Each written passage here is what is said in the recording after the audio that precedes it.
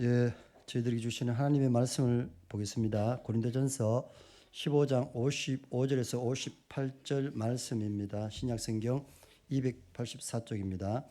고린도전서 15장 55절에서 58절 말씀 다 같이 함께 봉독하시겠습니다. 사망아 너의 승리가 어디 있느냐? 사망아 내가 서는 것이 어디 있느냐? 사망이 서는 것은 죄요 죄의 권능은 율법이라. 우리 주 예수 그리스도로 말미암아 우리에게 승리를 주시는 하나님께 감사하노니, 그러므로 내 사랑하는 형제들아 건실하며 흔들리지 말고 항상 주의 일에 더욱 힘쓰는 자들이 되라. 이는 너희 수고가 주 안에서 헛되지 않는 줄 알미라. 아멘.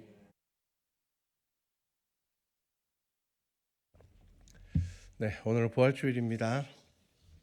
기독교 절기 가운데 가장 중요한 날입니다. 가장 중요한 날이고요. 가장 중요한 이유는 우리 기독교 신앙의 가장 큰 이 흐름이 부활이라는 사건에 집중되어 있기 때문입니다. 아마 이 부활의 사건이 없다면 교회는 시간이 지나면서 사라지고 또 유대교와 같아졌을 것입니다. 그런데 이 부활의 사건이 있었기 때문에 교회가 교회로서 2000년이 넘는 이 시간 동안 유대교와 분리되어서 그리스도의 복음으로 지나올 수가 있었습니다. 이 부활의 사건이 우리에게 주는 가장 큰 의미가 뭐냐 하면 죽음이라는 것이 끝이 아니라는 것입니다. 죽음이 끝이 아니라 이 죽음이라는 것은 정말 절망이나 모든 것을 포기할 만한 그러한 것들이 아니라 완전 새로운 것으로 그렇게 설명되어지는 것이죠. 그래서 부활이 없었다면, 부활이라는 사건이 없었다면 기독교 신앙의 가치는 지금하고 훨씬 다를 겁니다. 아마 우리가 지금 성경을 말씀 묵상하면서 우리가 이렇게 살아야 되겠다, 우리가 이렇게 해야 돼, 이런 여러 가지 것들이 부활의 사건이 없었다면 지금과 정반대일 겁니다. 이 세상의 삶이 중심이 되어야 되고요. 이 세상에서 성공하는 게 정말 중요할 겁니다. 그리고 이 사회적인 어떤 지위가 신앙의 척도가 될 수도 있을 겁니다. 그 이야기를 어디에서 하고 있는가 하면 고린도전서 15장 앞선 17절부터 사도 바울이 이미 그 이야기를 하고 있습니다. 그래서 제가 고린도전서 15장 17절 말씀부터 한번 읽어드리겠습니다. 그리스도께서 다시 살아나신 일이 없으면 너희의 믿음도 헛되고 너희가 여전히 죄 가운데 있을 것이요 또한 그리스도 안에서 잠자는 자도 망하였으리니 만일 그리스도 안에서 우리가 바라는 것이 다만 이 세상의 삶뿐이라면 모든 사람 가운데 우리가 더욱 불쌍한 자이리라. 자, 이 말씀이 무슨 말인가 하면 그리스도의 부활이 없다면 그리고 또 우리가 그 부활에 참여함이 없다면 예수님의 가르침을 따르면서 사는 우리는 정말 불쌍한 사람이 될 거라는 겁니다. 용서해야 되고 참아야 되고 인내해야 되고 손해도 봐야 되고 물론 그것을 억지로 하라는 말씀은 아니지만 예수님께서 우리에게 그러한 것들을 가르치셨는데 만약에 죽음으로 모든 게 끝이라면 예수 믿는 사람들은 제일 불쌍한 사람이 될 거라는 겁니다. 오히려 이 세상이 더 중요해져야 되는데 그렇게 살지는 못하고 왜냐하면 예수님께서 그렇게 가르치셨으니까요. 그런 어려움들이 그러니까 바울이 뭐라고 표현합니까? 망하였다라고 표현합니다. 망하였다. 예수 믿고 죽은 사람 망했다. 부활이 없다면. 자, 그렇기 때문에 부활로 인하여서 예수님께서 다시 살아나심으로 인하여서 이 모든 것들이 뒤집어지게 되는 겁니다. 그리고 세계적으로 가장 많은 사람들이 모여서 기리는 이 절기가 뭐냐면 바로 부활절 절기입니다. 이렇게 되는 이유가 뭐냐? 세계 역사 가운데 그리스도의 부활에 대한 증거가 가장 많기 때문입니다. 인류 역사 가운데 가장 많은 고고학적, 문서적인 증거를 가지고 있는 것은 예수 그리스도의 부활입니다. 지금도 여전히 발굴되고 있습니다. 예수님께서 부활하셨음을 또 그것을 목격했던 사람들, 예수님의 십자가의 사건을 목격했던 그 많은 사람들의 자료들이 지금도 여전히 발굴이 되고 있습니다. 자, 사도 바울은 가장 강력한 전도자입니다.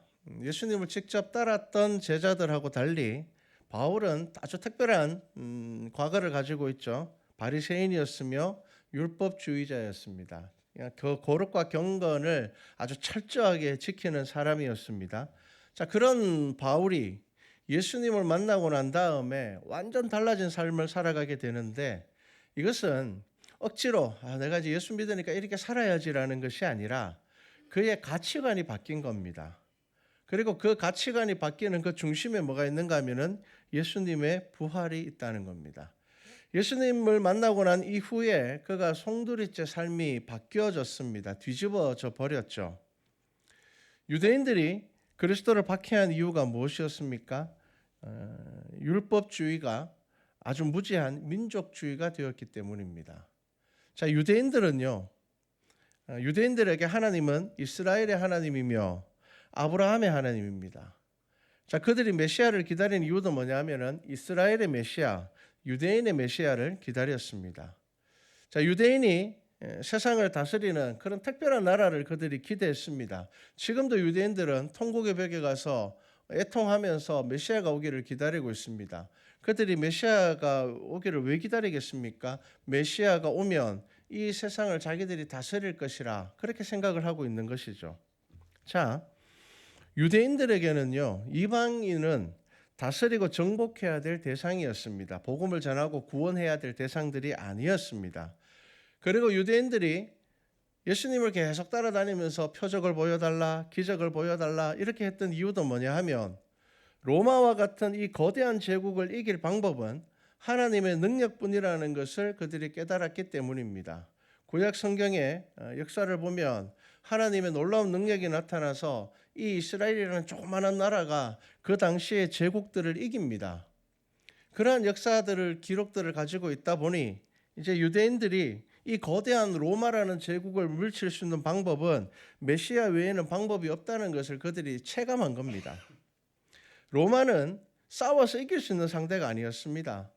많은 독립운동이 있었지만 로마에게 늘 쉽게 제압당했습니다. 자, 그런데 예수님은 그들의 기대에 딱 맞는 분이셨습니다.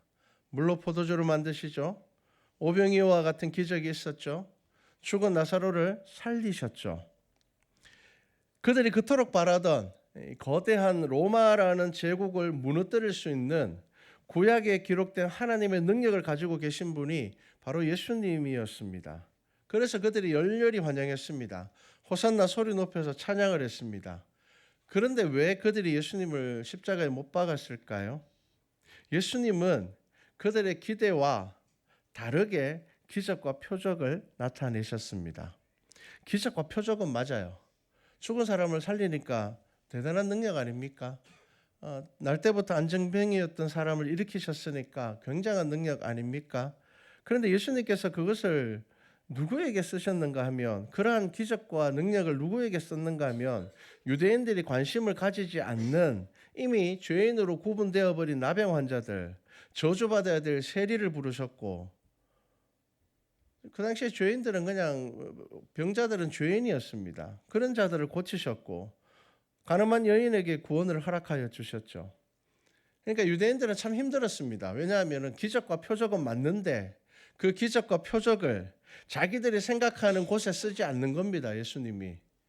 예수님께서 대제사장이나 이런 사람들을 기적과 능력으로 확 휘어잡아 버려서 예수님께서 왕이 되시면 좋을 것 같은데 그렇게 하지 않으셨습니다. 유대인들의 생각에 예수님은 그 기적과 능력을 가지고 능히 로마를 물리칠 수가 있었는데 예수님은 오히려 빌라도와 헤롯 앞에서 침묵하셨습니다. 신문을 받으셨습니다. 마치 내 기도에만 응답하지 않는 그런 예수님 같죠. 여러분, 예수님의 능력이 모자라서 유대인들이 돌아선 것이 아닙니다. 유대인들이 원하는 곳에 능력을 사용하지 않았기 때문입니다. 다른 사람 기도는 정말 잘 이루어지는 것 같은데 내 기도가 이루어지지 않으면 우리는 하나님 없다고 이야기를 합니다. 여러분, 이게 우리의 신앙의 모습입니다. 그게 유대인의 모습이었습니다. 분명히 예수님께서 기적과 표적을 행하셨어요. 놀라운 일이었어요. 그런데 그것을 자기들이 원하는 데 쓰지 않으니까 그들이 돌아서고 예수님을 십자가에 못 박는 겁니다. 그게 여전히 우리의 삶 안에도 있잖아요. 내 기도 안 들어주시면 아무리 하나님이 다른 사람의 기도 응답해서 놀라운 일을 해도 내 기도 안 들어주시면 우리는 하나님 없다고 이야기를 합니다. 아닌 모양이다. 실망하고 원망하고 불평합니다. 마치 우리의 모습과도 같습니다. 그게 분노가 되어버렸죠. 여러분, 우리가 성경을 통하여서 예수님의 공생애에 정말 예수님께서 좋은 말씀을 가르치셨어요, 이걸 보시면 안 되고요. 예수님의 이 가르치심과 죽음과 부활의 의미를 제대로 아셔야 됩니다. 예수님께서 우리에게 무엇을 가르치고 있는지를 아셔야 됩니다. 예수님이 능력을 어디에 쓰셨습니까? 나를 위해서 쓰신 것이 아니라 하나님의 뜻대로 사용하셨습니다. 근데 문제는 뭘까요? 그런 삶에는 고난이 있습니다. 지금 예수님께서 고난을 당하는 이유가 뭡니까? 유대인들이 원하는 기적을 일으켜주면요, 예수님은요 고난 당할 이유가 없습니다. 유대인들이 원하는 것을 들어주시면요, 유대인들은 예수님을 왕으로 삼을 겁니다. 오병이어 기적을 일으켰을 때 그랬잖아요. 근데 지금 유대인들이 예수님을 박해하는 이유가 뭡니까? 내가 원하는 곳에 예수님께서 능력을 쓰지 않는다는 겁니다. 하나님께서 내 기도 들어주시지 않는다는 겁니다. 내가 싫어하는 저 사람의 기도는 잘 들어주시는 것 같은데 내 기도는 들어주지 않는다는 겁니다. 여러분, 하나님의 뜻대로 그 능력을 사용하는 것, 하나님의 뜻을 구하는 삶에는요, 조롱이 있습니다. 핍박이 있습니다. 예수님께서는 어떤 사람에게 잔치를 베풀라고 하셨습니까? 갚을 것이 없는 사람을 위하여서 잔치를 베풀어라, 그렇게 말씀하셨습니다. 왜요? 그게 하나님의 뜻이랍니다.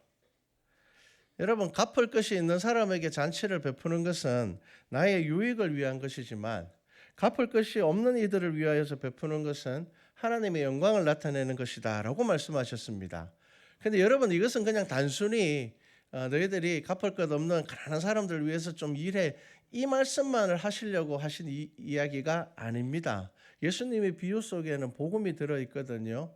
이 복음이 뭔지 아십니까?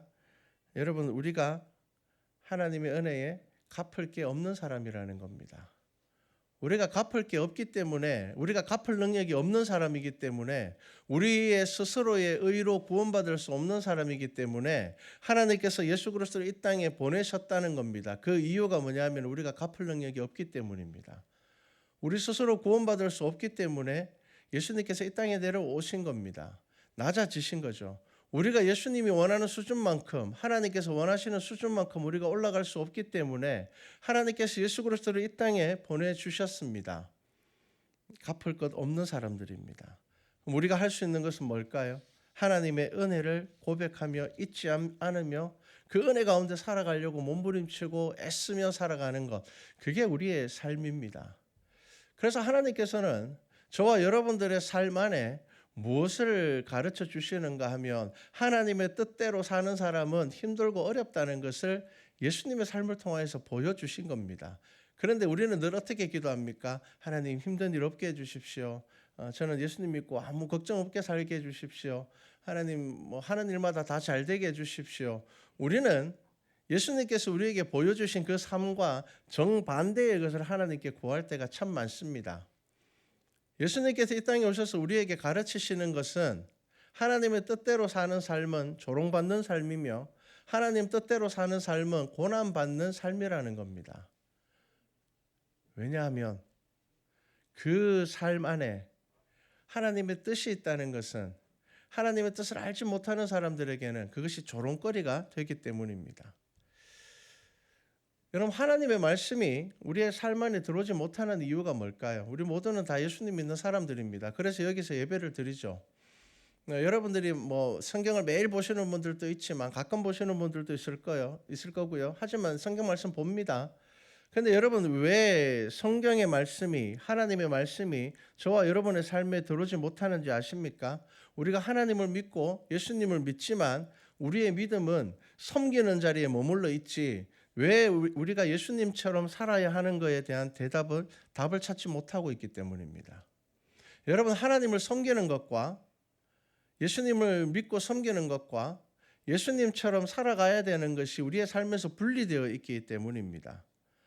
우리가 하나님 믿지, 나 예수님 믿는데, 그런데 왜 내가 예수님처럼 살아야 하는가? 여러분 여기에서 우리가 깨달음을 얻지 못하면, 우리가 이 안에서 하나님의 말씀을 깨닫지 못하면, 여러분 우리는 늘 어떤 신앙생활을 하게 되는가 하면 그냥 하나님을 섬기는, 저 믿습니다라는 여기에서 계속 머물러 있게 되는 겁니다. 여러분 예수님의 삶이 멋있어 보여야지 따라 살 수가 있습니다. 예수님의 삶이 정말 저렇게 살고 싶어가 되어야지 그렇게 살아갈 수 있는데, 여러분 성경 말씀을 묵상하시면서 그런 생각 하십니까? 예수님처럼 살고 싶다, 그런 생각 안 할 겁니다. 어떤 생각합니까? 예수님이니까 저렇게 사는 거지 라고 생각할 겁니다. 예수님이니까 저렇게 사는 거지, 우리가 뭐 저렇게 살 수 있을까? 여러분 예수님의 삶을 보면서 그냥 그 삶이, 그 희생이 나를 위한 것이기 때문에 여기에서 딱 머물러 버리면 안 된다는 겁니다. 그렇게만 보게 되면은요, 우리가 예수님을 닮아가려고 막상 마음을 먹으면 그 삶이 어떻게 보인다고요? 미련해 보이고 손해 보는 것으로만 보이게 됩니다. 그럼 우리는 사실 예수님을 믿으면서도 가장 중요한 구원의 원리를 이해하지 못하고 있는 겁니다.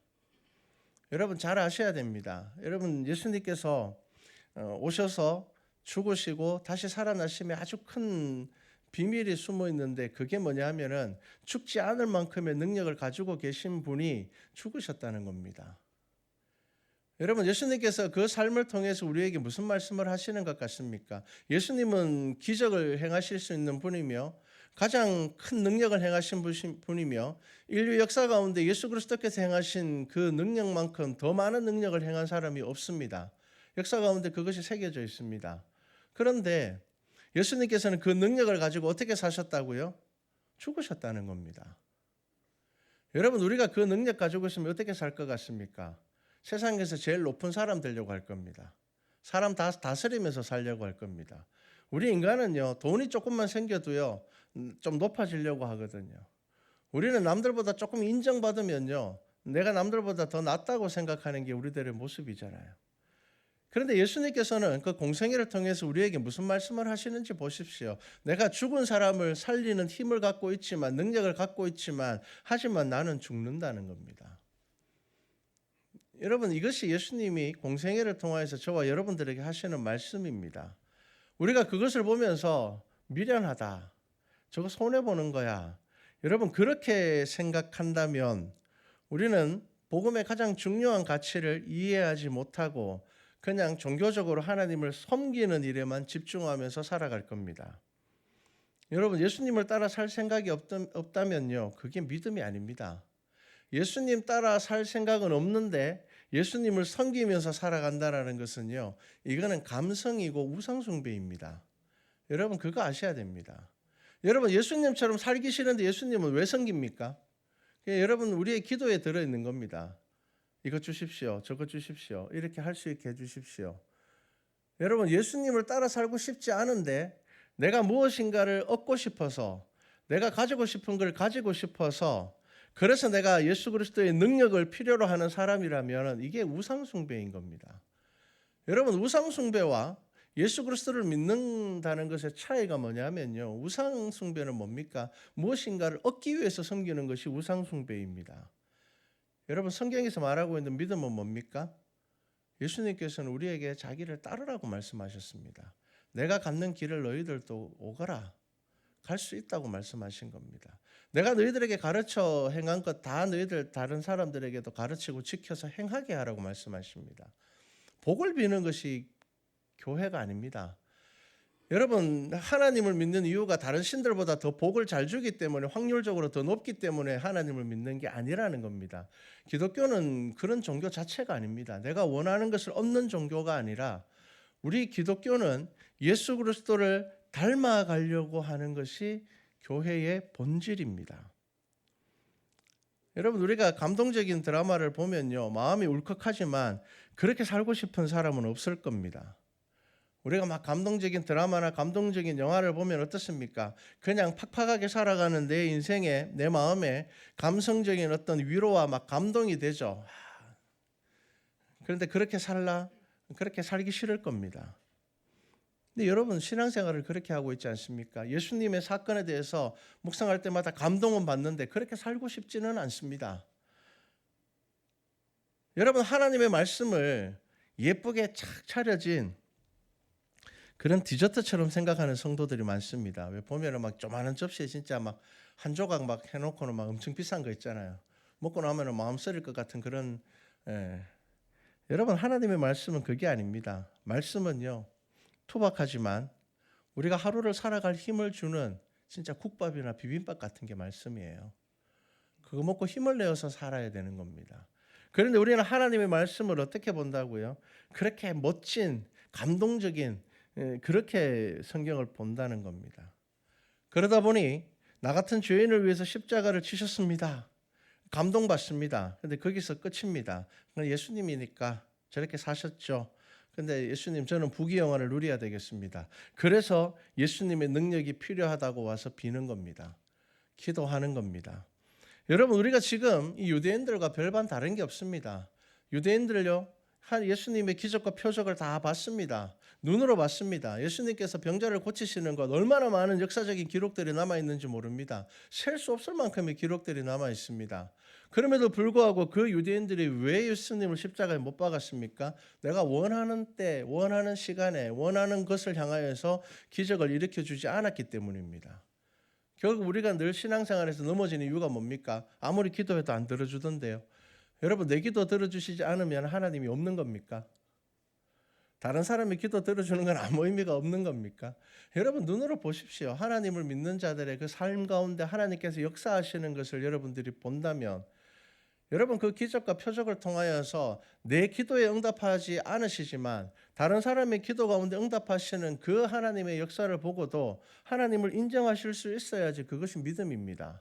그런데 우리는 늘 내 기도만 응답해줘야, 다른 사람 기도는 다 안 들어줘도 내 기도를 들어줘야 되는 겁니다. 여러분, 그러한 유대인들이 예수님을 십자가에 못 박은 것입니다. 예수님처럼 살기 싫은데 능력만 빌려달라고 하면 주시겠습니까?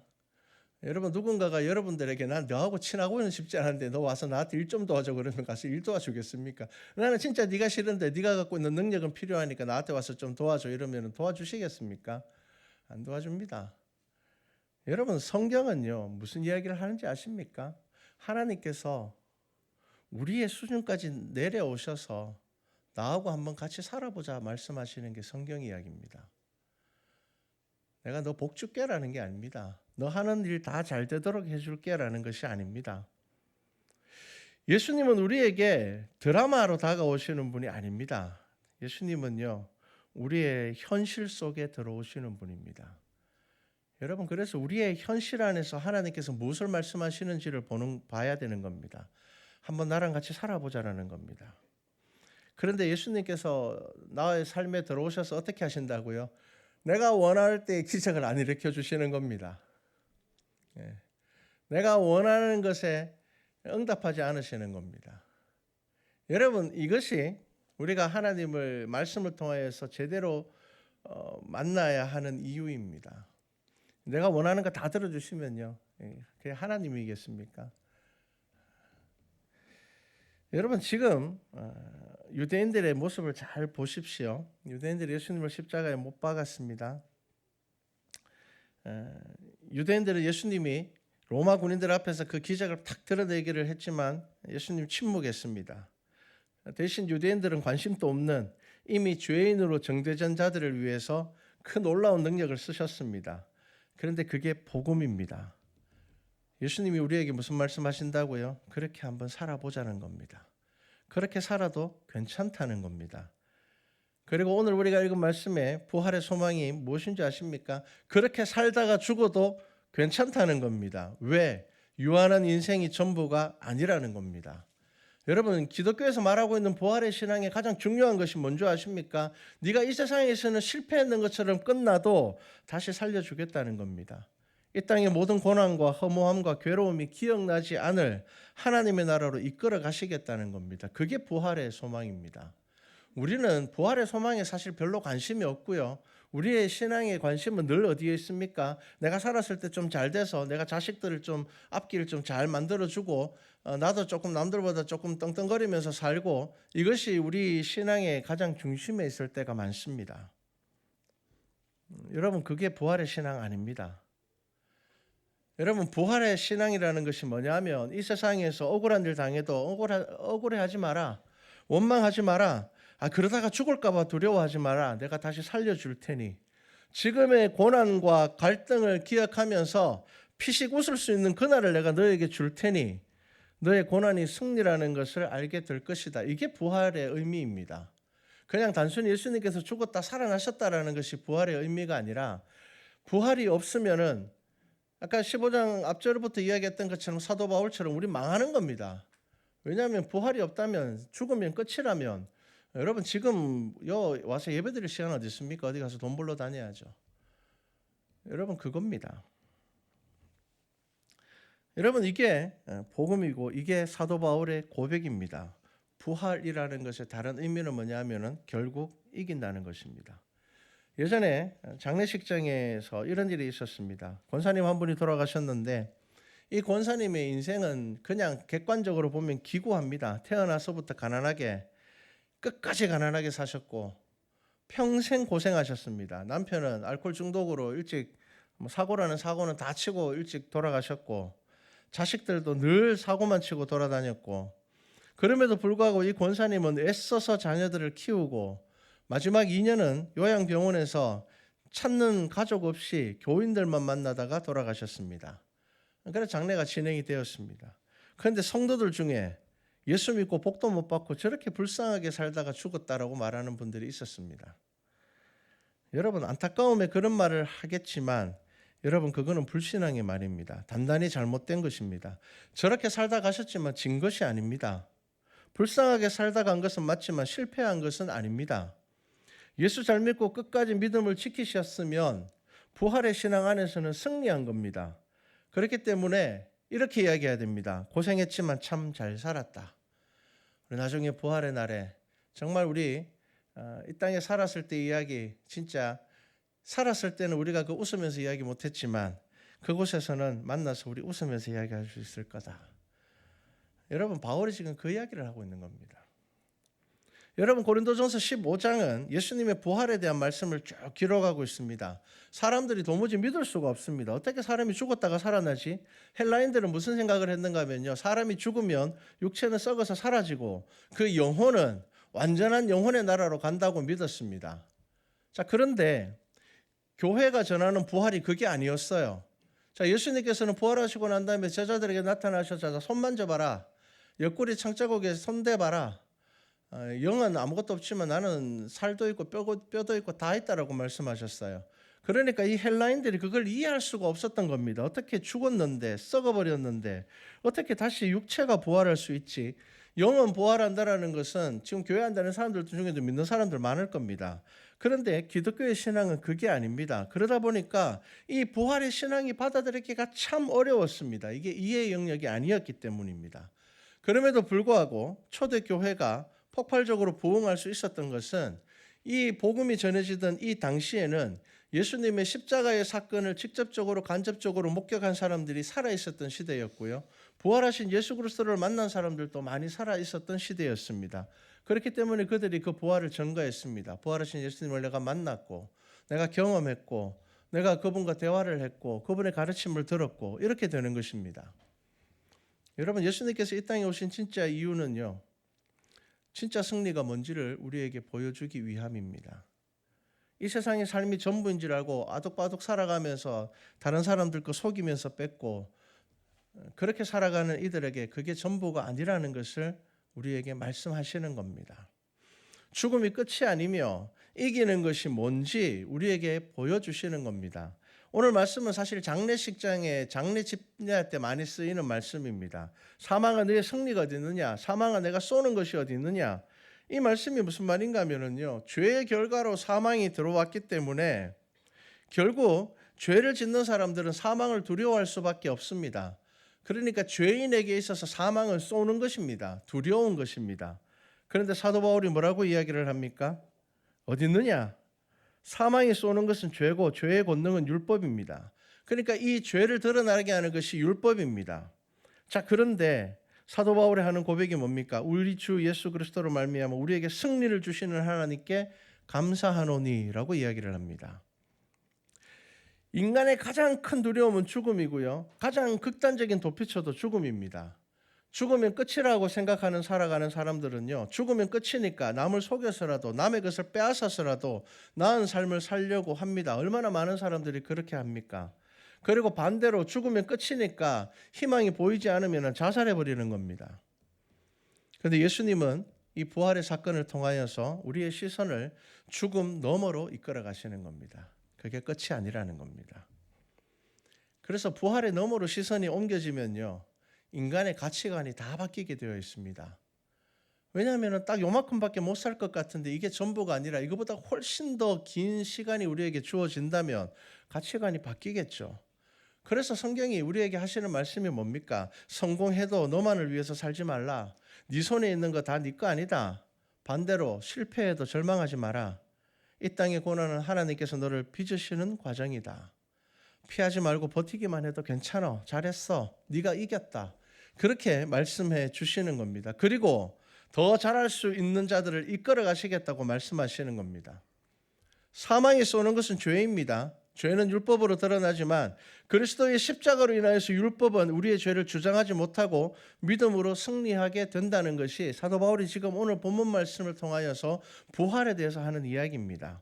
그 승리를 예수님께서 보여주신 것입니다. 가장 낮은 곳에 오셨고 가장 큰 능력을 가지신 분이 침묵하여 죽음을 맞이하시고 부활하심으로 우리에게 진짜 승리가 무엇인지를 보여주시면서 성도들에게 하는 이야기가 뭐냐 하면 낮은 삶도 괜찮다고 말씀하시는 겁니다. 성공하지 않아도 괜찮다는 겁니다.